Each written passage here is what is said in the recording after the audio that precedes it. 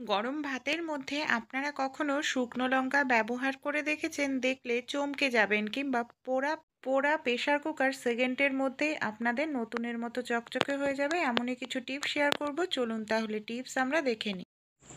সেলাই করার জন্য আমরা কম বেশি প্রত্যেকেই সূচ ব্যবহার করে থাকি, কিন্তু অনেক সময় কি হয় বন্ধুরা, দেখা যায় আমরা সূচগুলো যেখানে রাখি সেখানে হয়তো কোনোভাবে হাওয়া বাতাস লাগে আর সূচের মধ্যে জং ধরে যায়। সূচে জং ধরে গেলে সেই সূচটা দিয়ে আমরা সেলাই করতে পারি না। এর ফলে কিছুদিন পর পরই আমাদের সূচ কিনতে লাগে। তাই আমরা এই ছোট্ট টিপসটি অ্যাপ্লাই করতে পারি। সূচের মধ্যে যদি সামান্য পরিমাণ নারিকেল তেল এইভাবে খুব ভালো করে একটু লাগিয়ে রাখি, তাহলে কিন্তু সূচটা আমরা বছরের পর বছর ব্যবহার করতে পারবো। সূচের মধ্যে কোনোভাবেই জং ধরবে না। ভালো লাগলে টিপসটি অবশ্যই ট্রাই করে। অনেক সময় দেখা যায় আমরা হয়তো কোনো কিছু রান্না করতে দিই, প্রেসার কুকারে জল কম দিই, এইভাবে পুড়ে যায় প্রেসার কুকারে ডাল বা কোনো খাবার। আর এইভাবে পুড়ে গেলে প্রেসার কুকার পরিষ্কার করতে কিন্তু আমাদের অনেকটা মাজা ঘষা করতে লাগে, খাটনিও হয়, হাতও ব্যথা হয়। আমাদের বাড়ির আশেপাশেই খোঁজ করলে পেয়ে যাবেন, দেখবেন প্রত্যেকের বাড়ি আম পাতা। আম পাতা ভীষণ উপকারী পোড়া জিনিস পরিষ্কার করতে। তারপর আমরা যে চা পাতা খাই, সেই চা পাতা ফেলে না দিয়ে আমি এখানে দিয়ে দিলাম বেশ কিছুটা জল দিয়ে দিচ্ছি। ঢাকনাটাকে এবার আমি বন্ধ করে দেব। আর প্রেসার কুকারটাকে আমি এখানে 10 সেকেন্ডের মতো এইভাবে গ্যাসের উপরে রাখবো।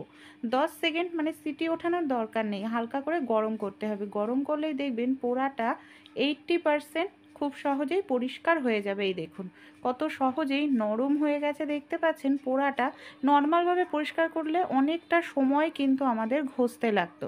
চামচ দিয়ে এইভাবে আমি ঘষে একটুখানি পরিষ্কার করে নিচ্ছি, এই দেখুন। তারপর আমি দেখাচ্ছি যে দেখুন কতটা সুন্দর পরিষ্কার হয়ে গেছে। এবার আমরা কি করব, যে আম পাতাগুলো সেটা নিয়ে নিয়েছি, নর্মাল একটি স্কচব্রাইট নিয়েছি, এইভাবে একটু ডলে নিচ্ছি। পুরো ম্যাজিকের মতো পরিষ্কার হয়ে যাবে প্রেসার কুকার।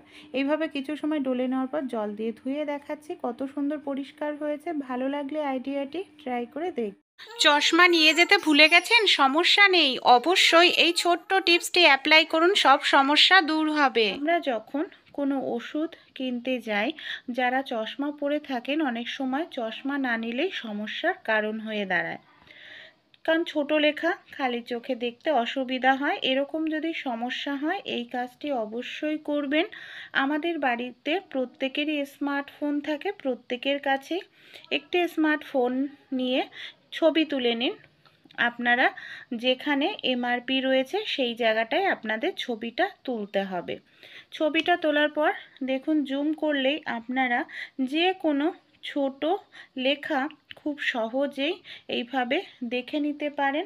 তাই চশমা যদি নিয়ে নাও যান, তাই এমার্জেন্সির সময় এই টিপসটি কাজে লাগালে আপনাদের সমস্যা। চায়ের মধ্যে নারকেল তেল দিলেই কিন্তু আপনারা এখন চমকে যাবেন। কেন নারকেল তেল দেবো চলুন দেখে নিই। একটি পাত্র নিয়ে নিয়েছি, পাত্রের মধ্যে এখানে আমি 1 চামচ পরিমাণ মতো চা পাতা দিয়ে খুব ভালো করে জল দিয়ে নাড়াচাড়া করে নেব। তারপর এই যে জলের সঙ্গে চা পাতাটা মেশালাম, এটাকে 1-2 মিনিটের জন্য ভালো করে একটু ফুটিয়ে নেব। তারপর এটাকে ভালো করে আমাদের ঠান্ডা করে নিতে হবে। যখন পুরোপুরি চাটা ঠান্ডা হয়ে যাবে, তখন একটি ছাঁকনির সাহায্যে এই চা পাতাটাকে ছেঁকে নিতে হবে।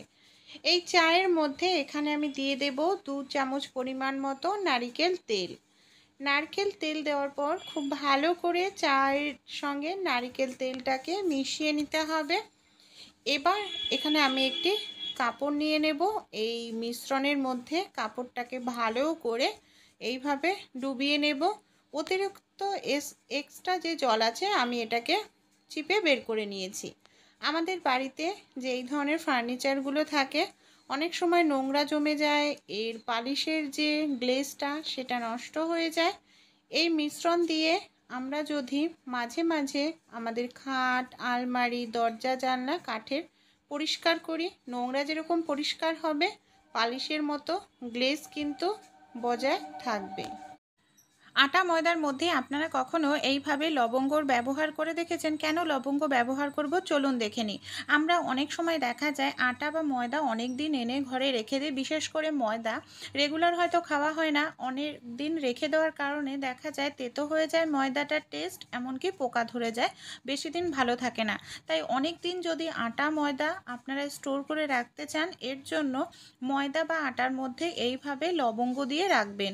এখানে আপনারা লবঙ্গর পরিমাণটা নির্ভর করবে আটা বা ময়দা কতটা আছে সেই হিসাবে। এইভাবে লবঙ্গ দিয়ে রাখলে দেখবেন আটা ময়দাতে কখনো পোকা ধরবে না, এর স্বাদও তেতো হবে না। ভালো লাগলে আইডিয়াটি ট্রাই করে অবশ্যই দেখবেন। ছুরি কিংবা বটি ছাড়াই আপনারা কখনো সবজি কেটে দেখেছেন? আমরা যখন ছুরি বটি দিয়ে পটল, ঝিঙে, চিচিঙ্গা এই ধরনের সবজিগুলো কাটতে যাই, খোসার সঙ্গে অনেকটা সবজি নষ্ট হয়, সময়ও লাগে। আমাদের বাড়িতে যে আলু ছুলনি থাকে, আজ আলু ছুলনির সাহায্যেই কিন্তু আমরা খুব দ্রুত তাড়াতাড়ি সবজির খোসা ছাড়িয়ে নিতে পারি, এমনকি সবজির খোসার মধ্যে একটু সবজি আমাদের নষ্ট হবে না। দেখুন ঝিঙের খোসাটা ছাড়াচ্ছি, খোসার মধ্যে কিন্তু একটু সবজি নষ্ট হচ্ছে না, এমনকি খুব দ্রুত তাড়াতাড়ি খোসাটা ছাড়ানো হয়ে যায়। ভালো লাগলে আইডিয়াটি অবশ্যই ট্রাই করে আপনারাও দেখবেন। গরম ভাতের মধ্যে কখনো শুকনো লঙ্কা দিয়ে দেখেছেন? তরকারি আমরা অনেকেই খেয়ে থাকি, কারণ শুকনো লঙ্কার তরকারি রান্নাতে দিলে শুকনো লঙ্কা বাটা কালারটা সুন্দর হয়, অনেকে শুকনো লঙ্কার খেতেও পছন্দ করি। কিন্তু শুকনো লঙ্কার তরকারি খেলে অনেক সময় দেখা যায় আমাদের গ্যাস অম্বল হয়, অ্যাসিডিটি হয়। তাই কিভাবে শুকনো লঙ্কার তরকারি খেলে গ্যাস অম্বল হবে না বা যাদের গলাপুক জ্বালা করে সেই সমস্যাটাও হবে না, আমরা ভাত যখন রান্না করি, ভাত যখন প্রচণ্ড পরিমাণে গরম থাকে, এই দেখুন গরম ধোঁয়া বের হচ্ছে, তখন কি করব আমরা এই গরম ভাতের ওপর একটি আমি চা ছাঁকনি বসিয়ে দিচ্ছি, তারপর শুকনো লঙ্কাগুলোকে আমি এইভাবে চা ছাঁকনির ওপরে দিয়ে দিলাম, তারপর ঢাকনাটা দিয়ে এখানে আমি 5 মিনিটের মধ্যে ঢেকে রেখে দেব। 5 মিনিট রাখার পর যখন ঢাকনাটা খুলবো দেখবেন শুকনো লঙ্কা একেবারে নরম হয়ে যাবে। আর এইভাবে একটু ভাপিয়ে নিলে তাহলে শুকনো লঙ্কাটা পেস্ট করতেও সুবিধা হবে। আর এই শুকনো লঙ্কার বাটার তরকারি খেলে গ্যাস অম্বলের যে সমস্যা সেটাও কিন্তু হবে না, তরকারির কালারও ভালো হবে। ভালো লাগলে অবশ্যই আইডিয়াগুলি ট্রাই করে দেখতে পারেন।